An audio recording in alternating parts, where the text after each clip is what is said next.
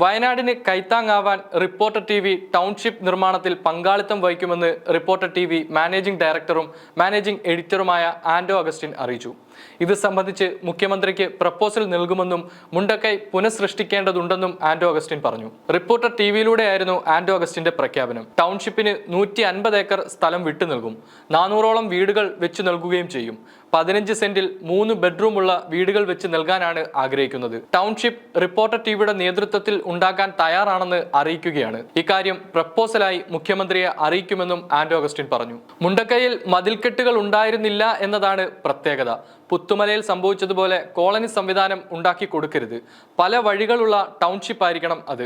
ആ പ്രൊജക്ടിന്റെ അകത്ത് എല്ലാവർക്കും സംഭാവന ചെയ്യാം.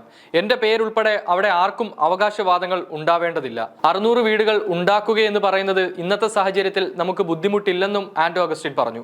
അതേസമയം ഇപ്പോൾ മന്ത്രിമാരുൾപ്പെടെ നിരവധി പേരാണ് റിപ്പോർട്ടറിന്റെ ഈ തീരുമാനത്തിന് പിന്തുണ അറിയിച്ച് രംഗത്തെത്തിയിരിക്കുന്നത്.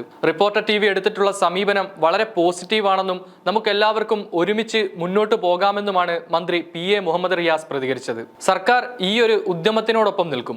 ഇത്തരം ഒരു നിലപാട് സ്വീകരിക്കാൻ തയ്യാറായ റിപ്പോർട്ടർ ടിവിയെയും അതിന്റെ മാനേജ്മെന്റിനെയും പ്രത്യേകം അഭിനന്ദിക്കുന്നു. എല്ലാവരും ഒരുമിച്ചിരുന്ന് ചർച്ച ചെയ്ത് മുന്നോട്ട് പോകേണ്ടതാണ്. അതിന് നിരവധി പേർ സഹായങ്ങളുമായി മുന്നോട്ട് വന്നിട്ടുണ്ട്. എല്ലാവരുമായും ചർച്ച ചെയ്യുമ്പോൾ ഏറ്റവും വിലയേറിയ അഭിപ്രായങ്ങൾ കൈക്കൊള്ളേണ്ടതുണ്ട്. ക്യാമ്പിലും ആശുപത്രിയിലുമുള്ള കൂടപ്പിറപ്പുകൾ നഷ്ടമായ ഒരുപാട് പേരുണ്ട്. അവരുടെ അഭിപ്രായമാണ് വളരെ പ്രാധാന്യമുള്ളത്. പക്ഷേ ആ അഭിപ്രായം ഇപ്പോൾ എടുക്കേണ്ട സമയമല്ല. അത് കുറച്ചു കഴിഞ്ഞ് അവരോട് സംസാരിച്ച് മുന്നോട്ട് പോകണം.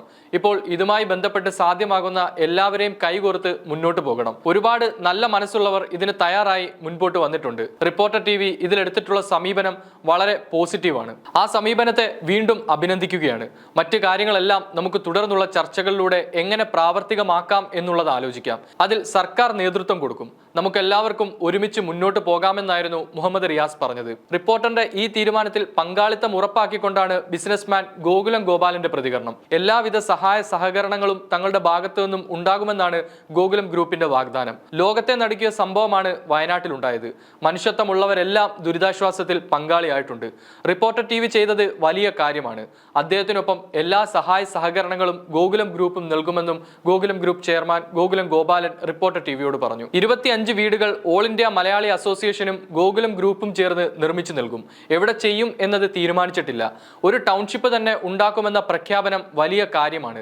സർക്കാരിന്റെ സഹായത്തോടെ ചെയ്യുകയാണെങ്കിൽ സന്തോഷം. 150 ഏക്കറിൽ ഇത് സാധിക്കുമെന്നാണ് കരുതുന്നത്. വല്ലാത്തൊരു അന്തരീക്ഷമാണ് അവിടുത്തേതെന്നും ഗോകുലം ഗോപാലൻ പറഞ്ഞു. അതേസമയം ഭക്ഷ്യമന്ത്രി GR അനിലിന്റെ പ്രതികരണം ഇത്തരത്തിലായിരുന്നു. ദുരന്തമുഖത്ത് മാധ്യമങ്ങൾ വിശേഷിച്ചും റിപ്പോർട്ടർ ചാനൽ നടത്തിയ ഉദ്യമം പ്രശംസനീയമാണ്. വയനാടിന് കൈത്താങ്ങാവാൻ റിപ്പോർട്ടർ ചാനൽ എടുത്ത നിലപാട് സ്വാഗതാർഹമാണ്.